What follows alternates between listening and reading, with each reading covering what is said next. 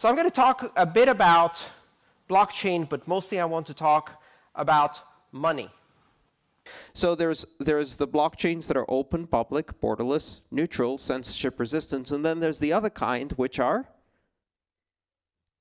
bullshit. Let's talk about each one of those.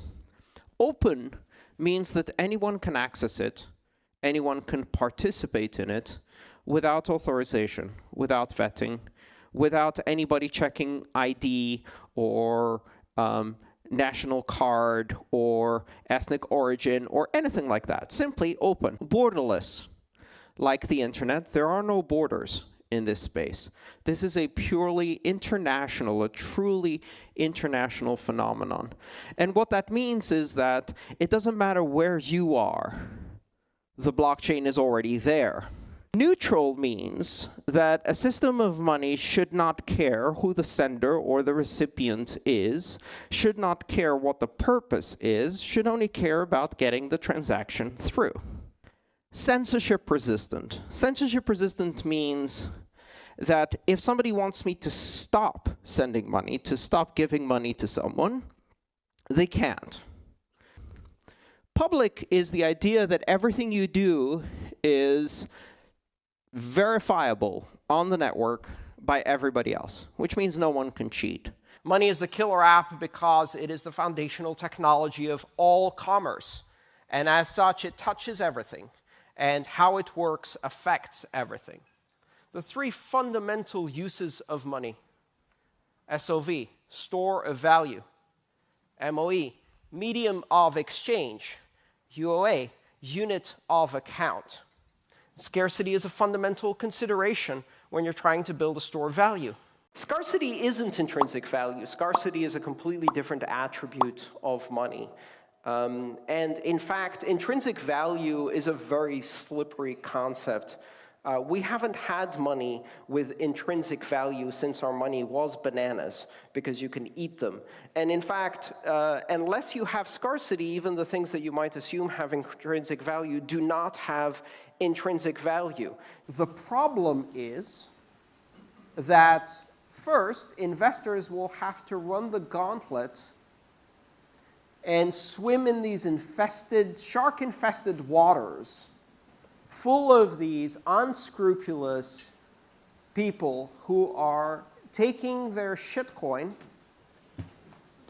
and making an initial offering, whose primary purpose is not to add funding for a worthwhile project that is already achieving success, etc.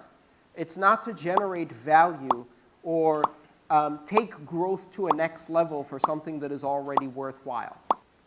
I would say at least 95% of the ICOs out there have no basis, fundamentals, or anything like that. Fungibility. The ability to have units of value that are indistinguishable from each other for legal purposes.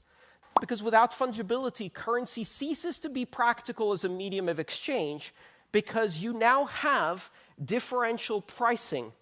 The reason we have fungibility in the currency is very, very simple. Otherwise, it wouldn't work. It's the understanding by law, understanding by practice, and technological fact that every unit of currency is indistinguishable or is treated as indistinguishable from every other unit of currency. However, at the same time, we're seeing a lot of technologies being developed to improve fungibility, because fungibility also has to do with privacy and anonymity. And that means ensuring that transactions are private, that you don't know who is who in a transaction, that you don't know what value is being transmitted. There's a number of technologies being developed for that, where you can't even see the value of the transactions being made. You can't tell who is the sender and who is the recipient. You can't tell how much money is being paid. And it really fixes fungibility, because you simply can't track coins from one to another. What Dandelion does is it delays the appearance of the transaction on the network by routing it quietly first before bursting it out. So essentially, it uses a routing network where the transaction first propagates a few hops within the network without being flooded to everyone.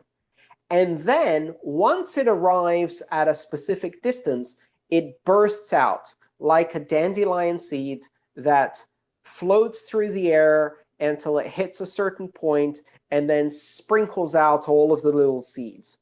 So the reason for that is because if you're trying to triangulate, you're going to see the point at which it burst rather than the point at which it originated. And MimbleWimble uses some interesting tricks in cryptography to effectively create a blockchain where transactions are private. You can't actually see who's transacting with who, but also what amounts they're transacting. And it's got some very interesting privacy and scaling implications because of its innovative nature. The power and freedom of controlling your own money has a trade-off. And that trade-off is that in order to ensure there are no centralized parties that control the issuance and verification of transactions, everybody verifies everybody's transactions, and that has an impact on the scalability of the system. Can we keep that to within a manageable and affordable level so that many people can participate in running full nodes without that being purely the domain of very, very large corporate data centers or just miners? That's important to maintain the decentralization of validating transactions. But predictably, the Bitcoin blockchain is going to get big. But in order for these tools to be effective at providing people the universal privacy that we have with cash, which for thousands of years gave people the freedom to transact and apparently did not result in the end of civilization, we need to go further. We need to have these tools on, by default, in every wallet. What if people could give other people money without anybody knowing about it? Bitcoin is not a privacy coin, and that's a bit disappointing, and it's one of its downsides, but it is the truth. Hey Andreas, what's Epic Cash? I have no idea